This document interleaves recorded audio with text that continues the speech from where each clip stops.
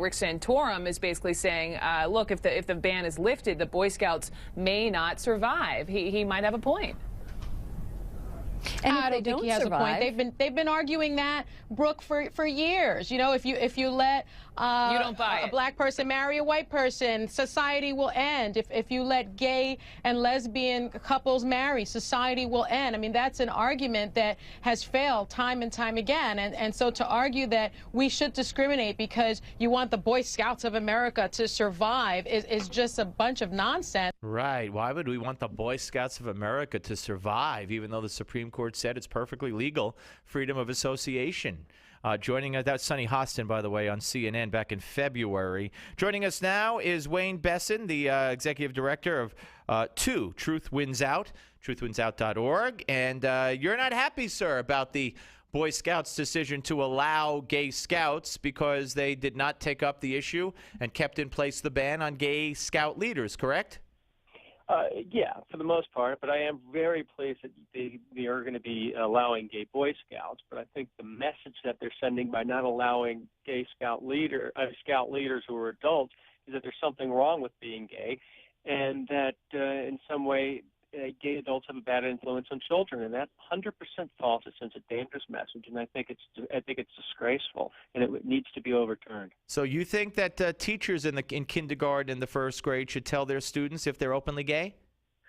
I think the same rules should apply for heterosexuals as homosexuals. No. I don't believe anybody makes an announcement. Hey, I'm heterosexual to their kindergarten class. So I'm asking you, do you believe openly gay teachers should be permitted to teach young children?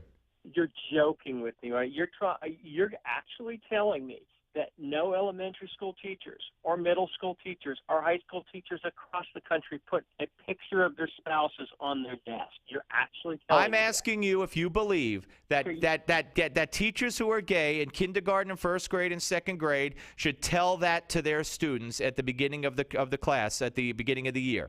That's a straw man argument. No, it's not. It's a direct question. It's not a direct question. Sure it is. It's a straw man argument because there has never been nor there ever will be a teacher getting up and saying, I'm gay in front of him, any more than a straight person will get up and say they're straight.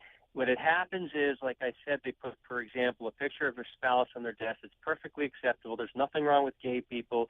There's nothing wrong with gay relationships. There's a lot wrong with prejudice and discrimination that we have to face. So a gay teacher teaching the first or second grade or kindergarten should bring their partner or if they're married and say, this is my husband or wife to meet the kids?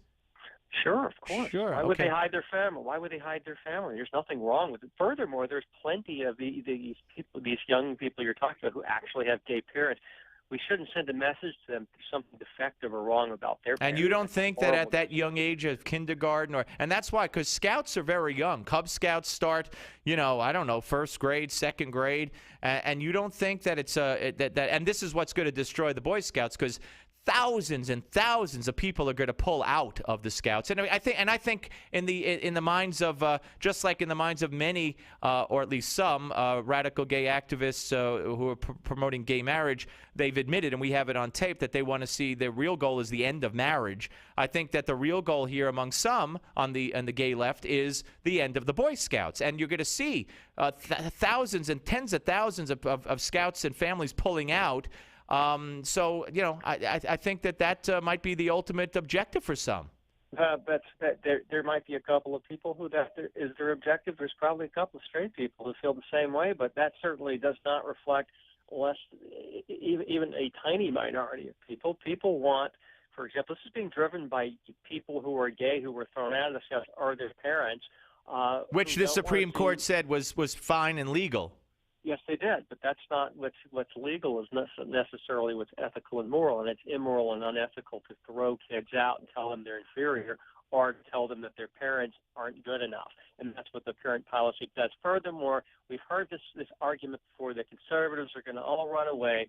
That's nonsense. They said the same thing about the Episcopal Church when Gene Robinson became a bishop who was openly gay. And a couple of bigoted churches left. Most of them stayed, and the controversy. And churches are bigoted because they have religious beliefs? Of course they are. Really? Of So course they you are. see, this is what gets me, What do you Wayne. think? This is what gets me. Yeah. You demand complete and utter 100% tolerance, but you don't exhibit any.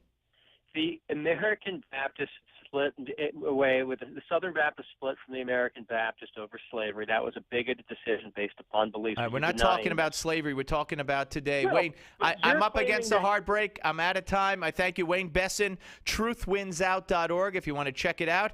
We're coming back, ladies and gentlemen, on the Steve Malzberg Show.